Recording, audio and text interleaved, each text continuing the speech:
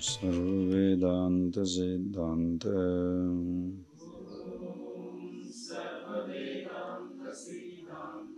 Gocharam Dhammagocharam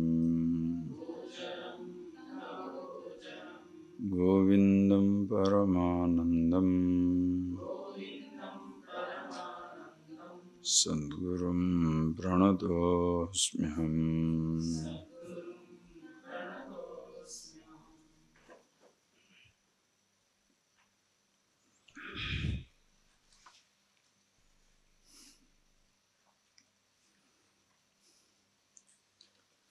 Okay, read verse number 418, please.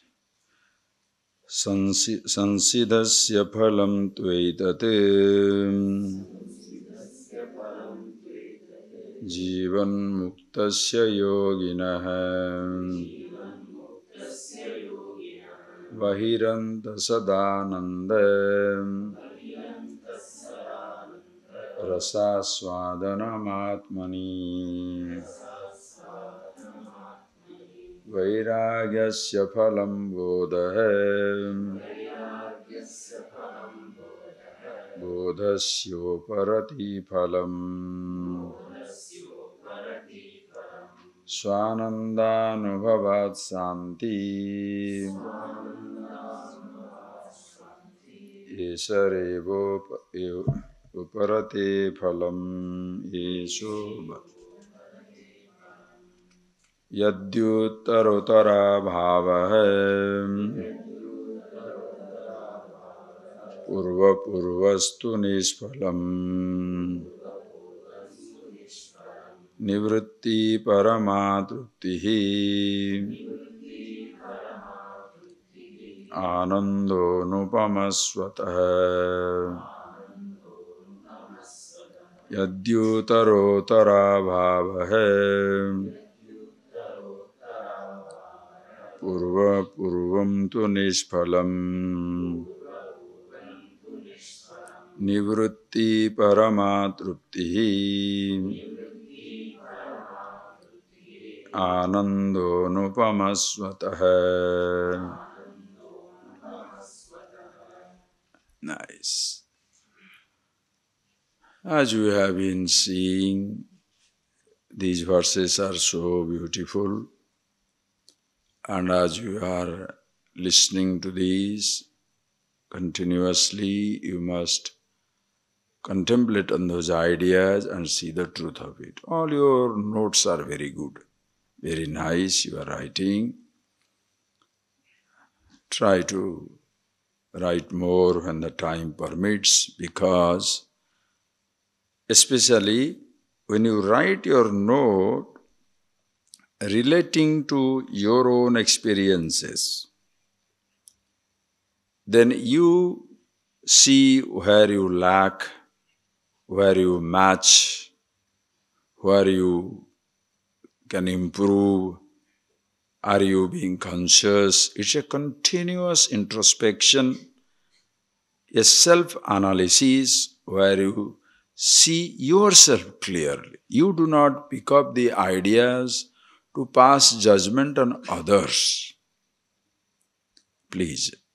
Usually, in the human world, every person is totally very judgmental. Everybody has a scale in which to measure other people. Rarely somebody measures himself. The most important part of this knowledge is you don't look for somebody's mistake. You may be aware of somebody's mistake, but you don't condemn the person. That is how that other person is. Other person's glory you recognize, but what matters to you is your own perfection or imperfection, your understanding or lack of it, just like anything in life. When you are driving a car, you must know whether your car is producing a noise, whether the wheel is shaking, whether the steering wheel is not perfect, whether the alignments are not good. You must see it for your car. You don't look at the other man's car. Hey, look at that car, how it is shaking this that way. That's not our business. With that person going in his car, that type of car he can afford. So he is going in his car. You look at your car. And if there is something wrong because it gives you discomfort, you fix your car. You don't fix up other people's car. Same thing also in life. You fix up your life because understand that example has their limitations. Even when you fix up your car outside, you have the best car, but somebody can come and knock you. Whereas in case of mind, please appreciate, nobody has the capacity to get into your mind until you start reacting within yourself. And that is why you have to be totally conscious of every thought, every action, and you can see it every moment of your life. Every moment of your life you can see it. You are in an office, a telephone rings. Telephone rings means telephone announces somebody from outside world is trying to reach you. He's not putting one turbo inside you to fly and catch it. If the telephone rings, shall I take? Yes. Go consciously, pick it up. You see the cloud. Just because you see the cloud, you don't feel frightened. Okay, there is a cloud. Rain comes, we shall see what we can do. See, meditation does not mean simply sitting down and thinking of some mysterious thing, some photograph, some image, some sound, concentrating on your navel or between your eyebrows or in the top of your nose or this, that, or looking at a light, as though if you look at a flower, the God is not going to respond. It's not like that, understand. Every moment you have to be conscious. You are sitting down for your food. When you go, the moment you go to your kitchen, you are in your room, you are meditating.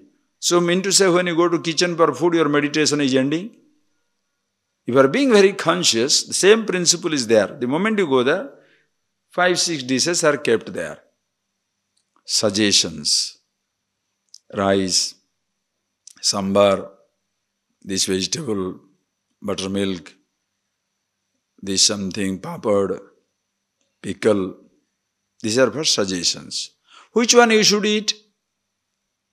Or unconsciously, this much of rice, this much of sambar, pour everything. Hey, if you do it, your body becomes sick. That is your choice. But just because you leave the room, your meditation chamber, you think external world is agitation chamber, torture chamber, and your room is meditation chamber, right? The cave is for meditation, the world is for agitation. What is this nonsense? If your room is for meditation, the world is extension of meditation. And meditation is not your room. The meditation happens in you, in yourself. So when you close your eyes, you are in meditation. When you open your eyes also, meditation continues. Conscious. Observe your thoughts. Observe everything in life. Please. So when you are writing, very good, I am happy with it. Please, always write it down relating to your experience. How it has changed you, how it can make you conscious of your own little flaw, your mistakes, or where you have been very, very nice. So that nothing in this creation ever affects you. Because everything is only a suggestion. Just like your physical body. Your body is a continuously changing garment. As a baby it was born, and I didn't know that. I am conscious of my body. What is your first memory? Think of your own first memory. Can you remember yourself being born from your mommy's womb? Nobody. Can you remember your first year? Your second year? Your third year? No. Fourth, fifth year, suddenly one incident somewhere comes. The earliest memory that comes to me is, for me I'm just telling, for you different, same thing. Almost I must have been more than 4 years old. Earliest memory. Where there is a festival where they call it Karnaveda, this particular portion is acupuncture. They pierce it. And I didn't want it. I remember sitting on my father's lap and somebody doing it. When I'm crying, somebody giving me a laddu so that I can't cry. That is my earliest memory. After that, before that, nothing. In between, after that, maybe 2-3 years, another one. Funny one, I won't tell that. Very funny. Because, okay, I'll tell you. There's children, 5-6-year-old, 7-year-old, those days, no clothes. 6-7-year-old also Nagawawa, everybody Nagawawa. 6-7-year-old. And then was a Muslim man. In near our village, there is a Muslim village. And he will come. And all of us friends will be moving around. All Nagawawa. You know, everybody naked. So he'll say, I'm going to catch and cut. So sweet. And we'll run for life. When we say, oh, I'm coming, he will shout, oh, we all learn for life. That is next. Then school, God knows. What I'm telling is memories. Do you remember?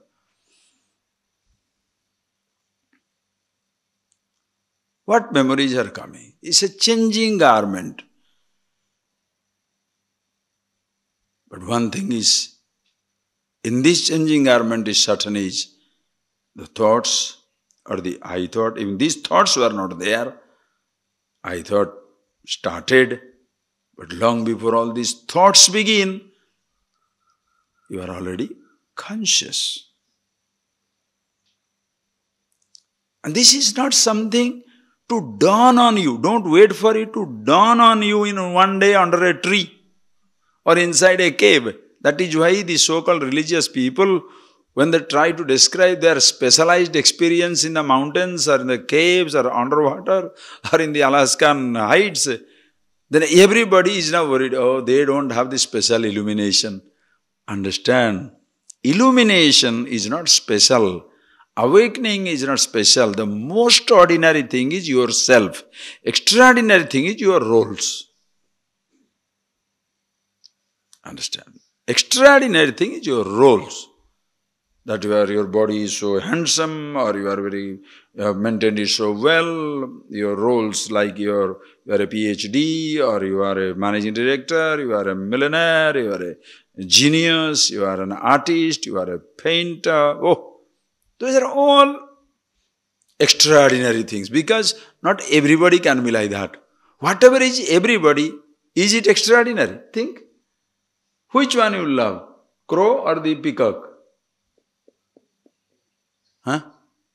Peacocks. Why? Very rare. Everywhere there is crow. Now suppose everywhere there are peacocks and there are only few crows.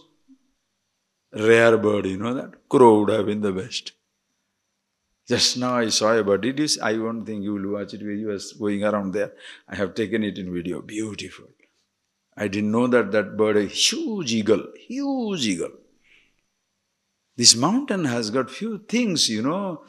I have tried to catch many things. One day I have to catch that big owl. Every morning, evening, 6:30, 45, 50, almost like a clockwork.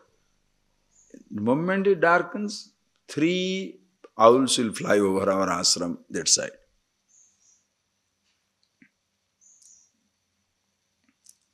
Anyway. All these things are there. These are extraordinary because few eagles.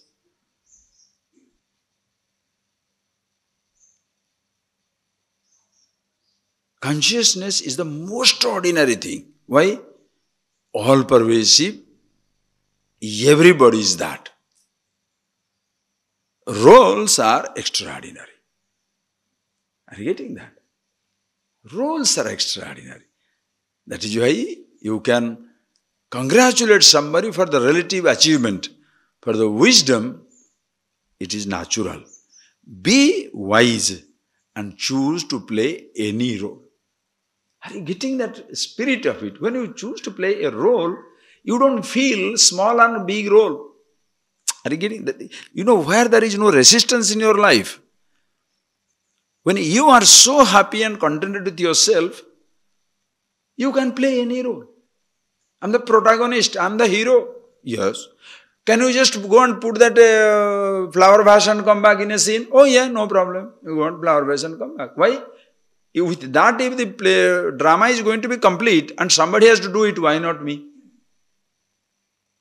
Why not me? You know who wants a big role? The people who are insecure. Because with the role, they feel complete. The person who is self-sufficient, which role he wants? Any role. Can you pick up that? Oh yes. Can you do that? All right. Anything is fine. That person will fit in. Like other day when I was talking to Brahmacharis, one statement, I was giving them. Don't ask me, come and ask me, Swamiji, now that the course is over, everything over, what shall I do? Don't say, what shall I do? Tell me, what can you do? Don't ask me, what shall I do? Tell me what you can do. Whatever you can do, do. If I say, what shall I do? If I say, this you do, oh, I can't do that. That is why advice is useless. What a useless question. Ask yourself, what I can do. I can do these things to do. Sure. Because you are aware of yourself. Are you getting that? Meditation is the most commonplace thing. Illumination, awakening, whatever you call it, that is yourself. But the language, the expressions, the ideas, the concepts that we have come across so long is so complicated. The easiest thing appears to be the most difficult thing. Object is difficult to find. Happiness is yourself. Happiness is not difficult to find. Are you getting the statement? Happiness is not difficult to find. Because happiness is yourself. Object is difficult to find. That is the object of happiness rare. But happiness itself is not rare. So if you are associating, looking for an object for your happiness, of course you have to work very hard. For you, ordinary car will not do. It must be a Mercedes, it must be, Ferrari, it must be Lamborghini, big car. Then only I will be happy. You will be permanently miserable. This dress, that food, this clothes, this ship, this yacht, whatever things you say, it will make you happy. You become more frustrated. Same way, meditation. If you say meditation, listen, what is meditation? Meditation is blue light, red light, green light. More extraordinary experience you make it, more frustrated you are. The body shall shake. I was going, spinning, underground, going. Then suddenly somebody held me. There is a bright light. All these are imaginations. Whatever you strive, struggle to reach, whatever your mind trying to project, it happens. You can feel it. You don't believe it me? You look at your own experience. Wait for a person one day to whom you really love. And you are really desperately or anxiously, fervently, romantically, whichever language you use, you are waiting for that person that day. Suppose if the person says he'll come at 10 o'clock. 8 o'clock onwards, you shall be hearing doorbell ringing so many times. The doorbell never rang. You hear the car is stopping. The car never comes. You hear there is a knock on the door. Nobody has knocked the door. Where do you hear? How? Because you are waiting for it, your mind creates these sounds. And you shall say, you will swear by God, I did hear. I did hear. When you are afraid, you will hear people walking on your roof. In the night, When somebody is afraid of a ghost, they will hear people walking on the roof. Somebody is talking at a distance also. The dog is barking, means must be somewhere, some people are there. You suddenly hear a sound. Nothing. Your mind projects. Just like you read, if you love somebody, you read messages which are not there. You hate somebody, you read messages which are not there. All projections. Same thing, if you think meditation means green light, ultra green light will come to your head. Meditation means some shaking and jerking and some nonsense, then your body will start trembling. People do that. Oh, when I see that my body is jerking and shaking, give one slap, you will stop.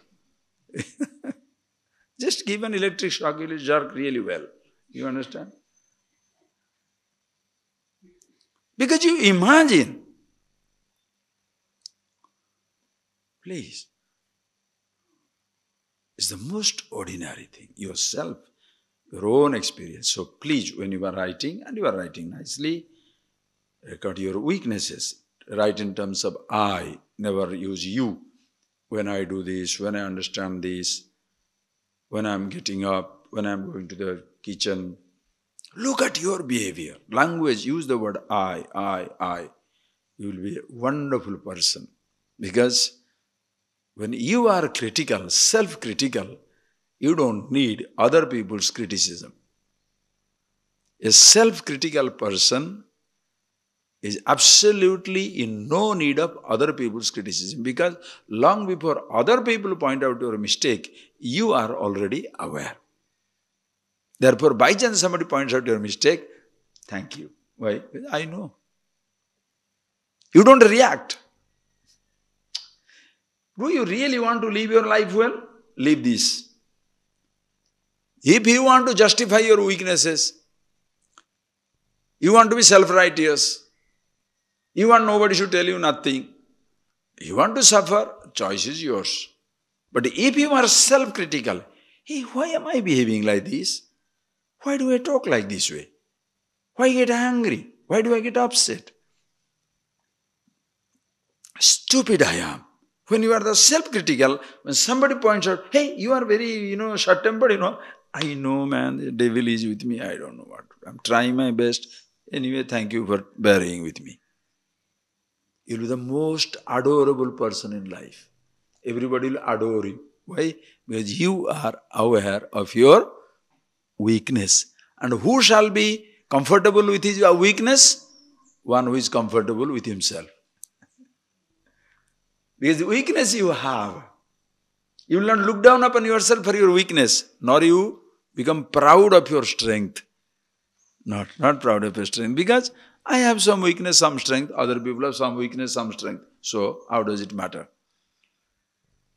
So, you become such a decent person, such a beautiful person. So, you are totally aware of yourself. So, your strength is not transferred to something. Listen carefully. If you transfer your strength to your job, you are weak. If you transfer your strength to your money, you are weak. If you transfer your security, your strength to a relationship, you shall be weak. Imagine a religion, a theology, transfer your strength to the belief in God. What do they make you? Weak or strong? You understand the point? That is why these theologies, those who insist this is the only God. Why do they insist, do you know? Because if more people believe, you shall find a strength in the number. That is why that people want conversion, number game. Why? If so many people cannot be wrong, please appreciate. Never in the history of mankind it has happened or will happen that the truth shall be determined by popular vote. World is flat or thin, flat or round. More people vote it is flat, therefore world is flat. Shall we say that?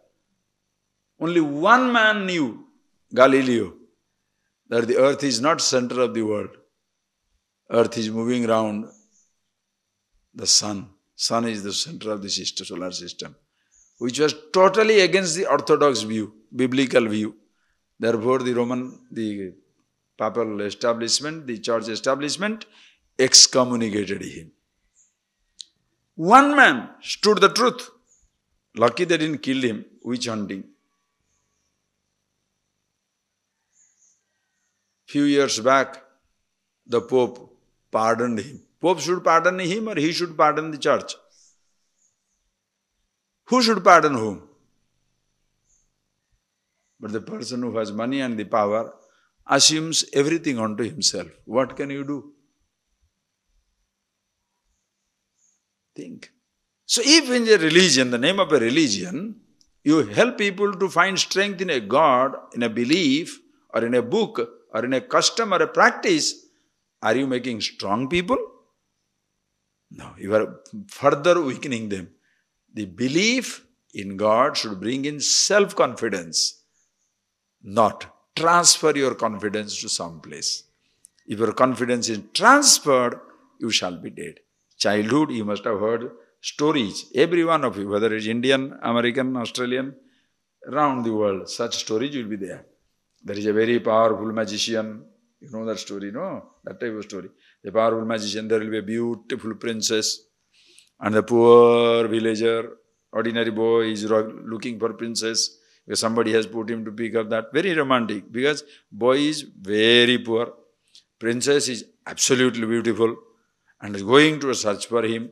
And then he discovers this fellow is a man who has kidnapped her. Is a powerful magician. But somehow he comes in touch with the princess. And princess also falls in love with this pure, innocent looking boy. Very nice. But then he says, look, but don't try to take me. Because this one will kill you. He said, how do I do that? He said, I know the secret. His life is in that insect, inside the golden pot. That golden pot in a chest. The chest is inside the pond. In the pond there are 100 crocodiles moving. If you can kill that insect, I am yours.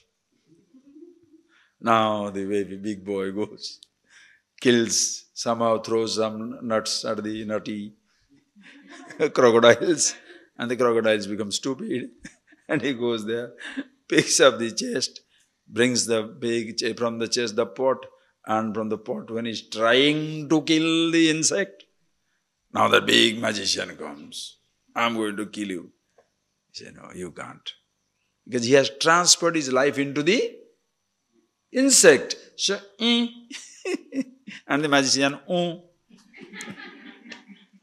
just nasiki, he just make a chutney out of the small insect and the magician is finished. Why? With the magician has transferred his life to insect. Now, if the religion transfers your life into a faith, you destroy the faith, this very everybody dies. That is around the world fighting in the name of religion.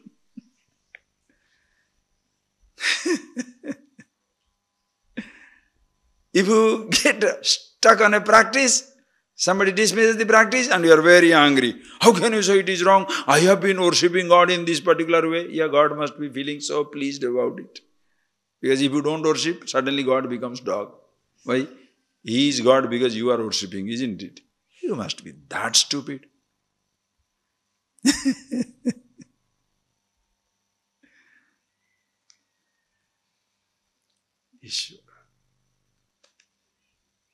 Belief in God, belief in these scriptures ultimately should bring the belief in yourself, self-confidence. You don't pass it on.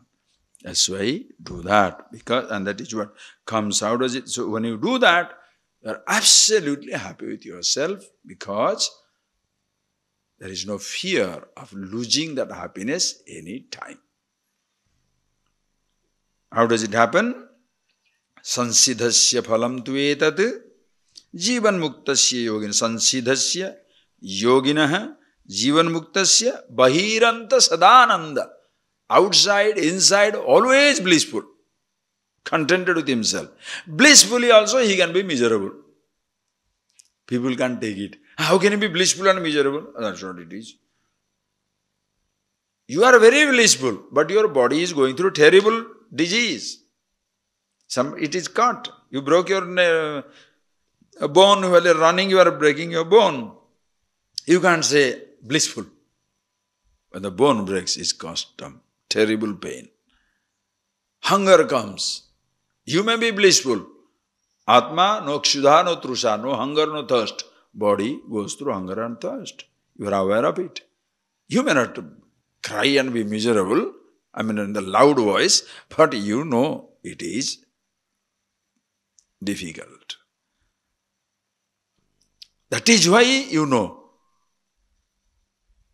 Even in spite of my understanding, I am the absolute, I am the happiness, no hunger, no thirst, immortal I am. When body going through hunger, I need to satisfy. Then, poor person who doesn't know anything about anything in life, for him, body is the ultimate.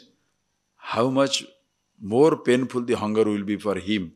So feed the hungry, don't convert him.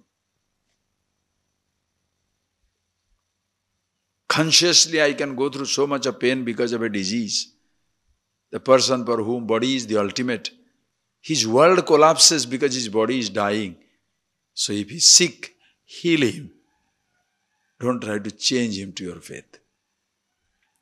You understand, if you think in those terms, how ugly it becomes when you look at the theologies or the religions, those who insist on converting everybody. Make the person himself. You shall not need any type of conversion.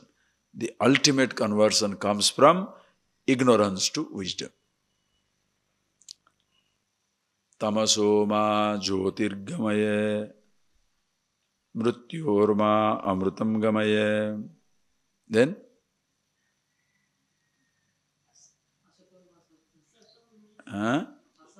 asatoma sadgamaya. Oh Lord, please take me from darkness to light. Tamasoma jyotirgamaya. From ignorance, take me to knowledge, conversion. Asatoma sadgamaya. From the hold of the ever-changing, ever-dying things, false appearances, take me to that which is the absolute, ultimate conversion. Tamasoma jyotirgamaya, asatoma sadgamaya, mrityorma amritam gamaya. Take me from death to immortality. Ultimate conversion. Not take me from this religion to that religion. Take me from one belief to another belief.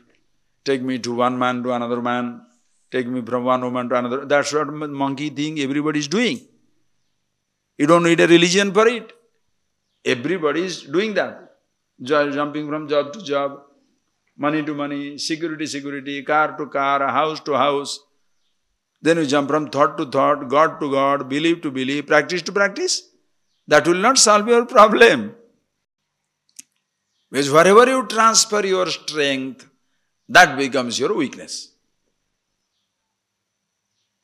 So here, Jivan Muktasya, Sadananda, person who is happy with himself, Sadananda, Bahiranta, outside, inside, Ananda Rasashwada, always reveling within himself. It's a total revelry within himself. So, eyes closed is happy with himself, eyes open is happy with himself. But relative conveniences, inconvenience will continue. When people find it very impractical and unacceptable is when you say, person who knows that happiness himself, always happy, nothing wrong goes to him. That becomes theoretical nonsense. You may be very happy, but if a stone falls on your foot, can you say, absolutely blissful? Huh? Are you nuts? Please see that. Because that is the type of story gains the ground. That somebody is walking down, his leg is caught. He did not feel that his leg is caught. Why? He is so much lost in Brahman, his leg is caught. Those are the stories. Nice, interesting stories to highlight so that you can get persuaded to get into that. There was a generation listening to those stories, they were getting persuaded to go there. Now there is a generation listening to that story, they get dissuaded from going there. With this story, this particular generation doesn't believe it in anymore. This generation will believe if we can fix it right now. And he was a good man, happy man, did so many things for so many people. This generation will believe it. Why? Because that is how the world is. Generations will change. The paradigm with which your parents were living, grandparents were living, great-grandparents were living, were different.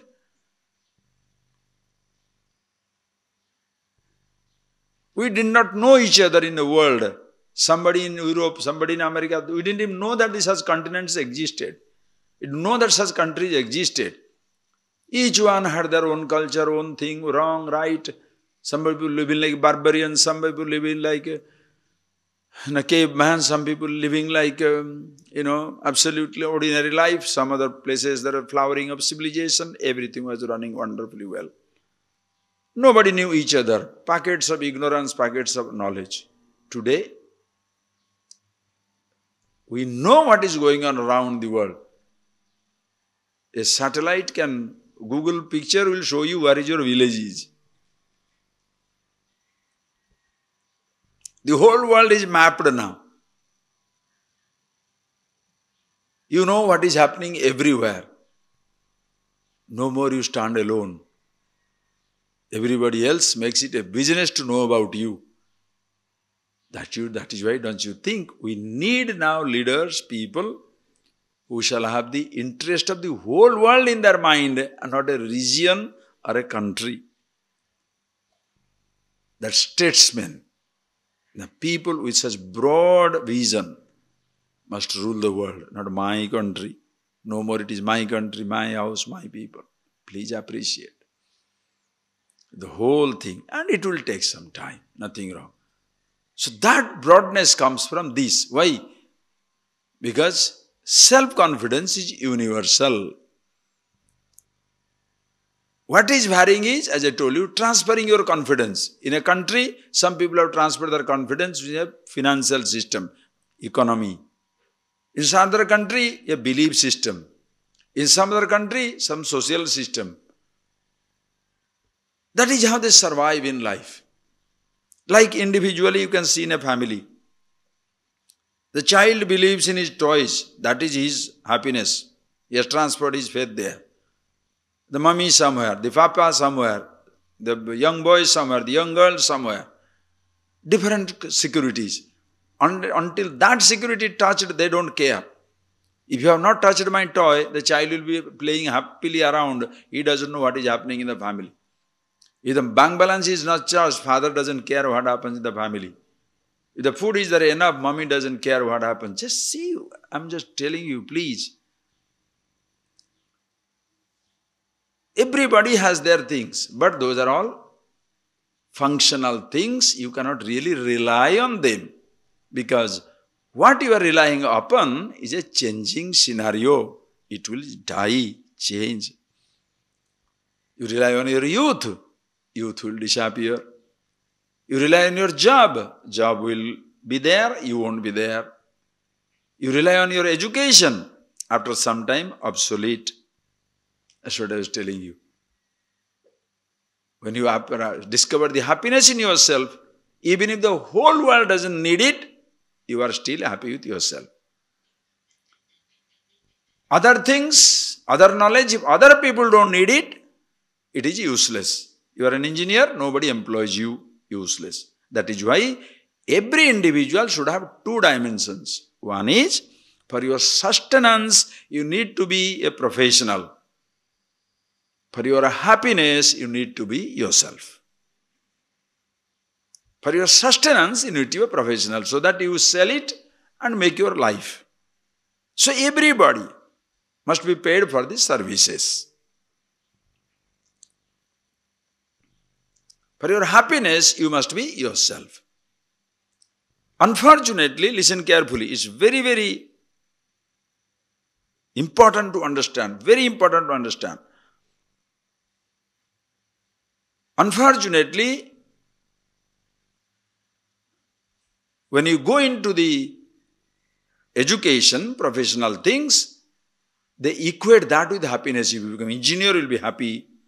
When you get money, you will be happy. That is where you create a happiness industry, which is a false promise. Because the happiness is not there. There may not be happiness in a car, but at least it gives you comfort.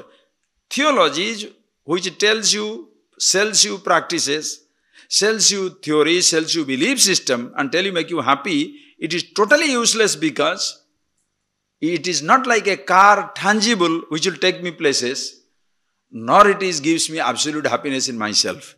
That is why such belief system become useless. Because it has nothing to do either with the tangible universe, nor it gives me something which is myself. Why these faiths are falling apart? Are you getting that point, please? The faiths are totally falling apart. Nobody is interested in that anymore. But those people who have been the guardians of such faith, they will not allow it to collapse.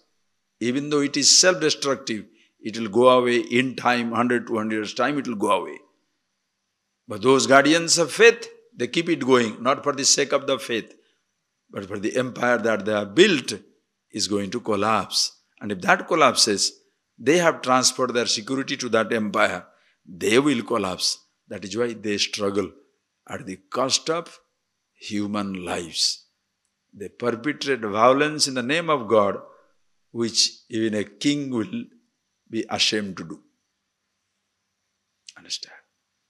That is why, please, the whole system around the world must be two types of knowledge every human child must get.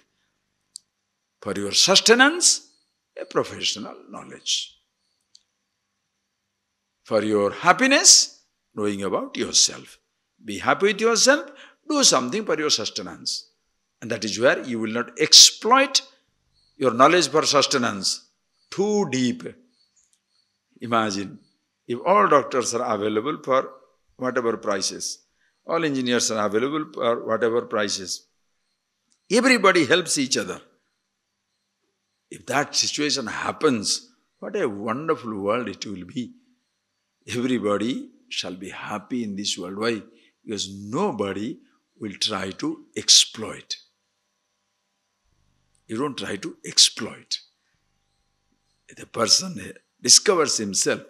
And when a person discovers himself also, he doesn't allow himself to be exploited.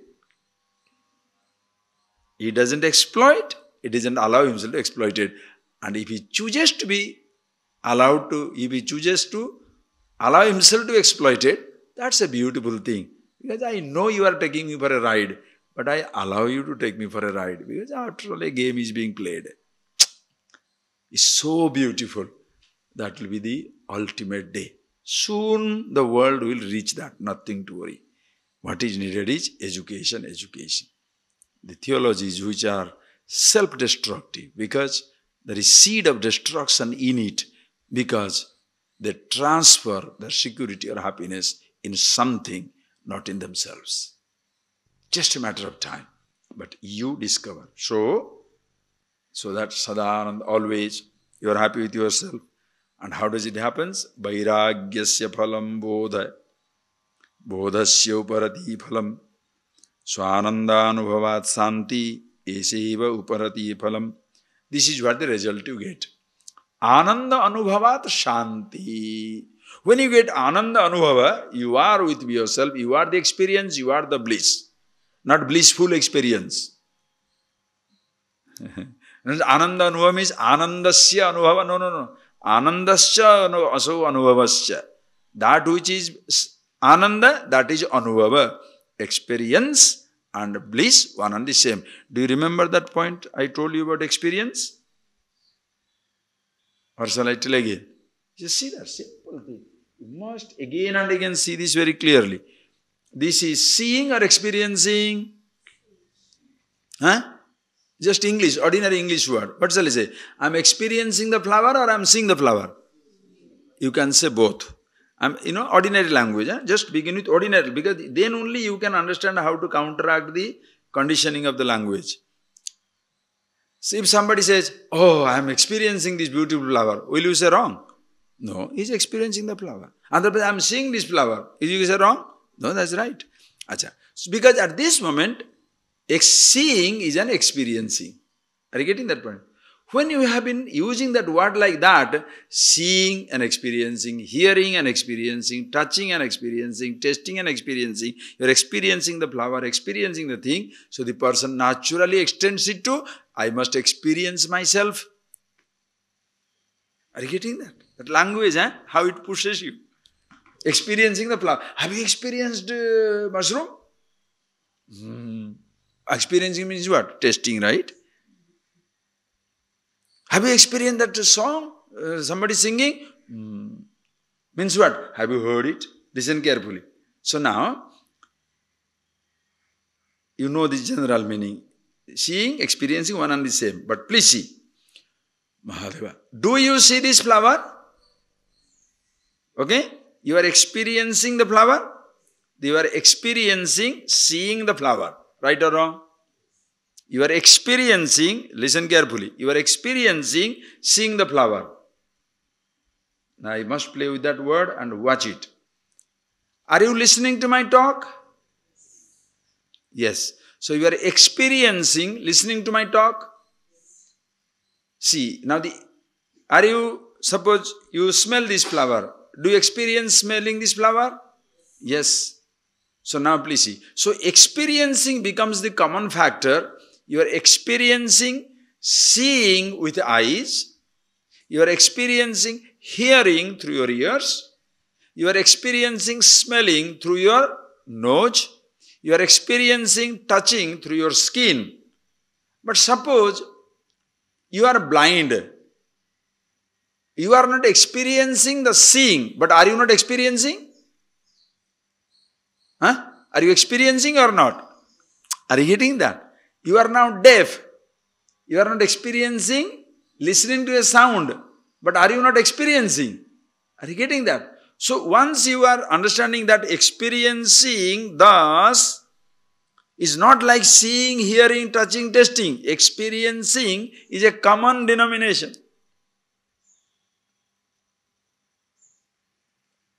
The anubhava word also you can play with that. Bhavati, bhavami, anubhavami. You can see that. Anu paschat. You see. And behind this, you are always there. Behind every perception, you are existing. Behind every seeing, touching, tasting, smelling, you are there. So that name is Anubhava. Anubhava Ananda. Anubhava Ananda means what? Anubhavasya, so Anandasya. That which is experience, that itself is bliss. So experiencing you cannot escape. Are you getting that point? That is why don't look for experiencing the truth. You are already experiencing it. You don't know it. Somebody introduces. Just a word explains it. So because of that Anubhava Ananda, Anubhava, because of that Shanti, you are always peaceful. This Shanti, Uparatehe Phalam, with the Uparati, when you withdraw from everything, from all the roles and everything. And that Uparati, when it happens, Bodhasya Uparati Phalam, Bodhasya. When you know the truth for yourself, this withdrawal naturally happens. And when you get this knowledge, when you get the Vairagya, Vairagya means you are no more dependent on anything whatsoever in life. When your mind is free from dependence of anything, naturally reveals. That time somebody points it out. When somebody points it out, your withdrawal from everything is natural. When withdrawal from everything is natural, you are being with yourself. When you are being with yourself, Shanti, Paramam. In case, understand, in case you don't have bodha, knowledge, uttara bhava, next one he says, when you don't have the knowledge, your vairagya is useless. Your dispassion is useless if it doesn't end up in knowledge. Your knowledge is useless if it doesn't end up in discovering freedom in yourself, withdrawn from everything.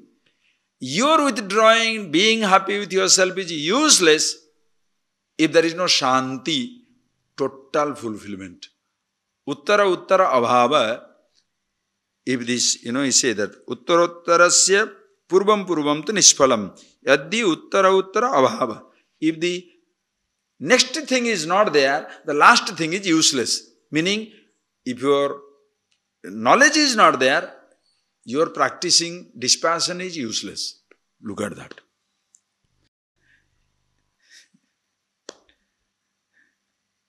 That is where this practicing becomes a burden. Shastra study becomes a sravana, it becomes a punishment for the ear because there is no knowledge. That is why Shankara says in Aparoksha Anubhuti, if you see, he will tell you. The person who knows the truth, for him, Aparoksha Anubhuti have you taken? Okay, we'll take it. Aparoksha Anubhuti, when you take this beautiful 120 verses, someday we should take. In Aparoksha Anubhuti, he says, a person who is happy with himself, for him, the breathing is absolutely rhythmic, slow, because he is so restful with himself, breathing also comes in harmony with his understanding, automatically slow. That is the pranayama of the wise. For the other person, anyatha ghrana pidanam, it is only punishing the nose. If it doesn't end up in the knowledge of the absolute, it is punishing your nose. Look at that. So if there is no knowledge, your dispassion has no meaning. If there is no withdrawal, a natural satisfaction and therefore you are withdrawn unto yourself is not there, your knowledge is, your information has no meaning. If you are not very peaceful, your knowledge also has no meaning. Meaning,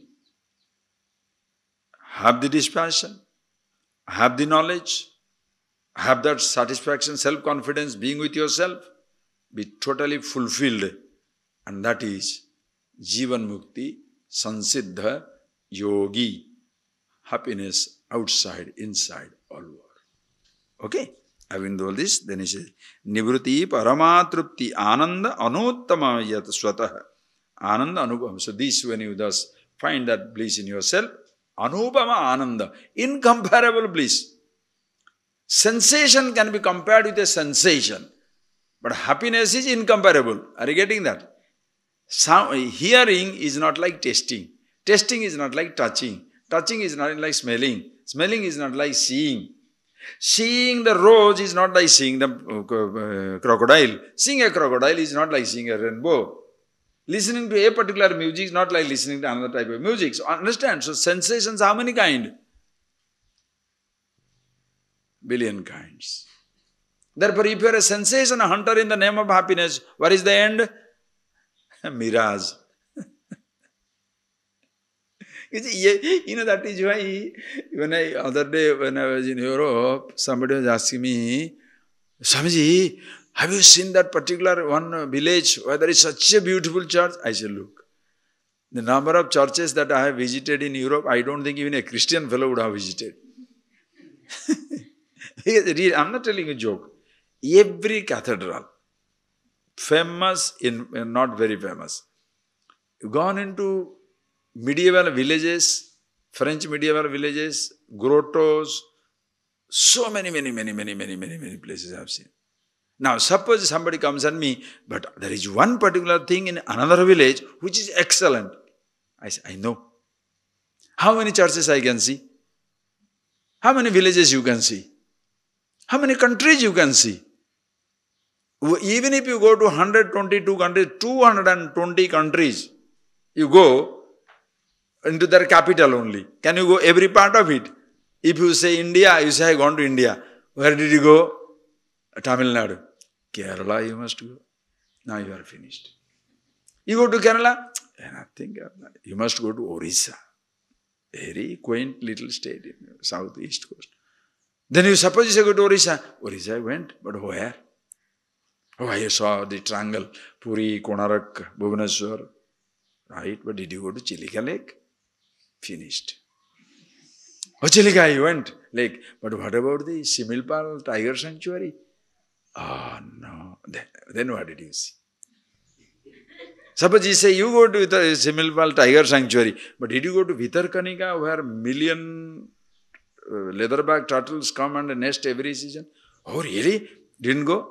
What did you see? National Geography best thing. Now what do you do? How many sensations you can pick up? That is why when you are happy with yourself, you don't allow anybody to create a sense of emptiness in you. Yeah, we'll see. Whatever is to be seen, to be heard, to be touched, to be tasted, to be smelt, I have done it by being with myself. Other things, relative things. How many things I can see? How many things I can hear? How many things I can touch? How many things you can smell? That is where people go crazy, no? Not only about different types of cars, different type of houses, you want different spouses also. How many beautiful girls you can marry? How many beautiful, handsome men you can be with, or men, or, how many horses can you own? How many yachts or planes you can have? If it goes into, this is where when people they go into variety, their life is majestically miserable. A high-class ruin walking because tired. You'll never be satisfied. Where is the end? Always there is another man. Always there is another woman. Always there is another type of food. Always there is another type of sound, touch, taste, smell. Where is the end? That is why human beings, you shall see, the richer you are, the bigger you are, like a dog with the tongues out, running. Running after the object. Tired. Empty. When do you sit down and say, wow, enough? And then, as I told you, choose the nose. Be happy with yourself. Then I say, oh, I know, but let me work for a Ferrari. Or let me work for 1,000 tribals or 10,000 tribals. So many poor people sell the Ferrari. I have already taken the Ferrari for a ride. Now sell it. Why? I want to do something for people. Oh, you are a fulfilled person. Your greatest happiness is now making other people happy, not purchasing a vehicle. Your greatest happiness. You know why? I tell the rose, this plant every day, oh, so sweet. 30 flowers have come today or more. So nice. But will it respond? Will it be happy? But it's giving flower anyway, sweet one. But another person, if you make him happy, he responds.